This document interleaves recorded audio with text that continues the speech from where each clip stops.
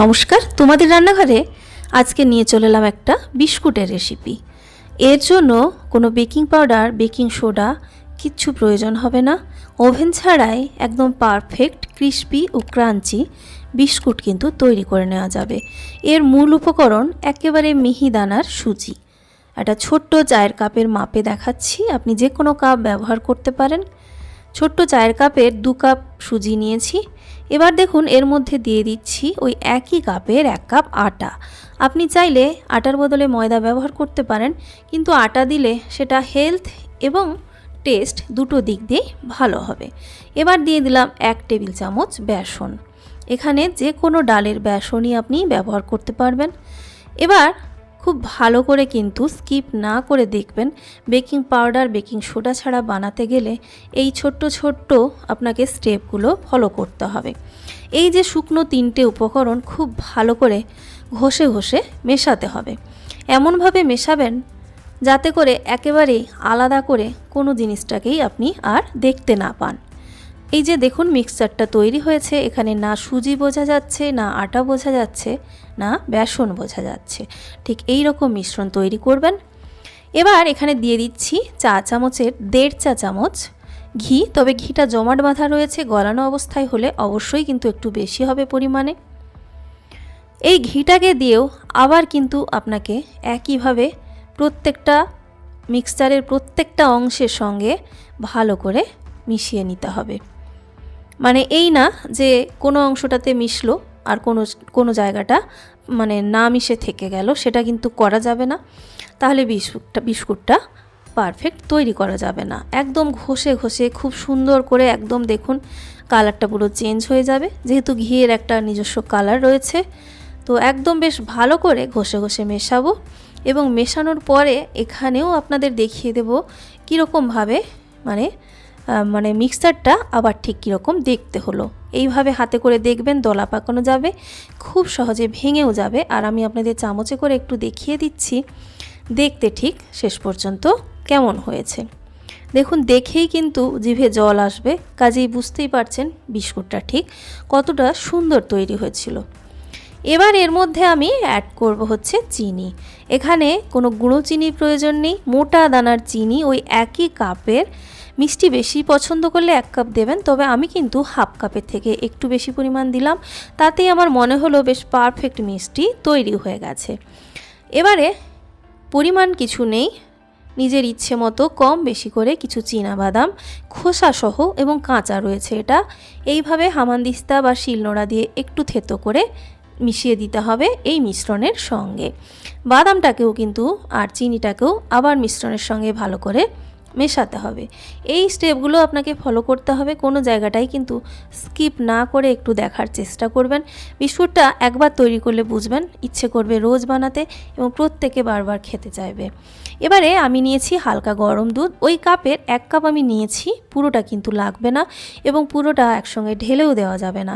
অল্প অল্প করে মিশিয়ে হাত দিয়ে চেপে চেপে আপনাকে ডোটা তৈরি করতে হবে। এখানে নর্মাল রুটি পরোটার মতো ডোকে মাখানো হবে না, একটা জায়গায় নিয়ে আসতে হবে এইভাবে চেপে চেপে। আস্তে আস্তে দেখবেন 4 থেকে 5 মিনিট সময় নিয়ে এটাকে কিন্তু আপনাকে তৈরি করতে হবে। এক হাতে না পারলে দরকার হলে 2 হাতে, ঠিক যেভাবে আমি নিয়ে মিশাচ্ছি দেখুন এইভাবে কিন্তু এটাকে এক জায়গায় আনতে হবে। তো ডোটা কিন্তু তৈরি হয়ে গেছে, একদম শক্ত ডো। দেখুন 1 কাপ দুধ থেকেও অনেকটা কম পরিমাণে লাগলো, কিছুটা দুধ রয়ে গেছে। এবার এই ডোটাকে 10 থেকে 15 মিনিট ঢাকা দিয়ে রেখে দেবেন। 10-15 মিনিট পরে আমি আপনাদের দেখাচ্ছি যে ডোয়ের ভেতরের টেক্সচারটা ঠিক কীরকম এসেছে। এখানে একেবারেই রুটি পরোটার ডোর মতো ওইরকম মসৃণ ডো হবে না। দেখুন ভালো করে আমি আপনাদের কাছ থেকে দেখিয়ে দিচ্ছি যে ডোয়ের ভেতরটা ঠিক কীরকম দেখতে হয়েছে দেখুন। তো একদম এরকম শক্ত করেই মাখাতে হবে, কোনোভাবেই মানে বেশি দুধ দেওয়া যাবে না। দুধের বদলে আপনি কিন্তু এখানে হালকা গরম জল দিয়েও যদি বানান খেতে কিন্তু খারাপ হবে না বিস্কুটটা।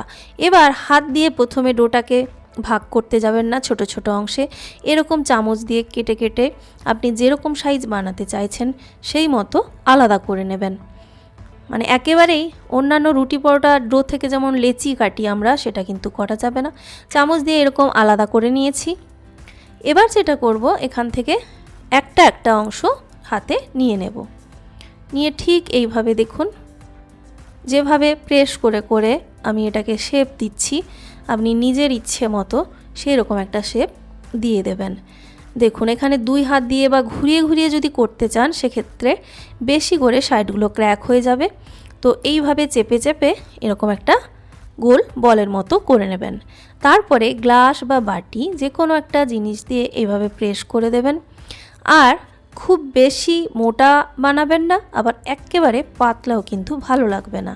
আর দেখুন থিকনেসটা আমি আপনাদের দেখিয়ে দিচ্ছি, ঠিক এই রকম হবে দেখতে। আর সাইডগুলো দেখুন দোকানে যেরকম বেকারি বিস্কুট পাওয়া যায় ঠিক সেই রকম একটা দেখতে হয়েছে, দেখতে পাচ্ছেন।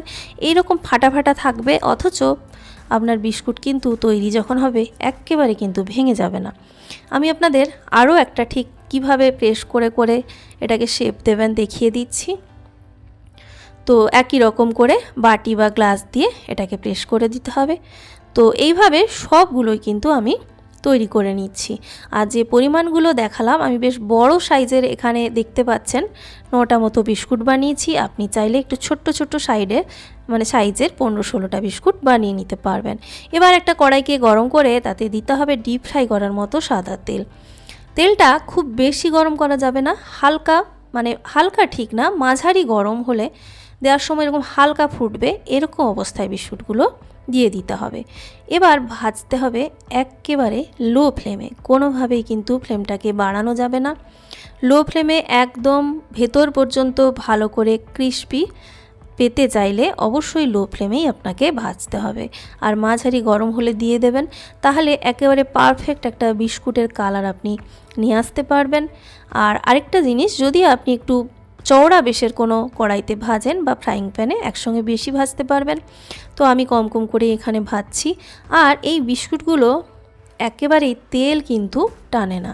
2 দিকটা যখন বিস্কুটের কালার এসে যাবে দেখুন একেবারে বিস্কুট কিন্তু কোনোভাবে ভেঙে যাচ্ছে না, অথচ ঠিক সেই যেরকম ক্র্যাকগুলো ছিল সেটাও রয়েছে। অল্প স্বল্প বাদাম হয়তো এখান থেকে বেরিয়ে যেতে পারে। এই বিস্কুটগুলো আপনি যদি মনে করেন তেলে না ছেঁকে বেক করবেন সেটাও কিন্তু করতে পারেন, তাতেও কিন্তু বিস্কুট পারফেক্ট তৈরি হবে। তবে সেক্ষেত্রে সম্ভব হলে একটু খাবার সোডা মিশিয়ে নেবেন, তাহলে কিন্তু ভালো ক্রিস্পি পাবেন। কিন্তু তেলে যেভাবে ছাঁকলাম এর জন্য কিচ্ছু দরকার নেই। একেবারে দেখুন সুন্দর একটা কালার এসে গেছে। বিস্কুটগুলো আমি কিন্তু তেল থেকে তুলে একটা স্ট্রেনারে দিচ্ছি, যদিও তেল একেবারেই টানেনি। বিস্কুটগুলো বানালেই আপনি বুঝতে পারবেন। কড়াইতে পুরো বিস্কুটগুলো 3টে ব্যাচে আমি ফ্রাই করলাম, যেহেতু 9টা বিস্কুট হয়েছে। তো তারপরে কিন্তু তেল বেশিরভাগটাই কিন্তু কড়াইতে থেকে গেছে। তো এই বিস্কুটগুলোকে আপনি চাইলে মাস জুড়ে সংরক্ষণ করতে পারেন। তো তার জন্য যেটা করতে হবে, অবশ্যই আপনারা দেখুন এটাকে কোনোভাবেই কিন্তু গরম অবস্থায় স্টোর করা যাবে না। 1.5 থেকে 2 ঘন্টা ভালো করে ঠান্ডা করে নেবেন। পারলে ফ্যানের তলায় রেখেও ঠান্ডা করতে পারেন, তাতেও কিন্তু বিস্কুট মিয়ে যাবে না।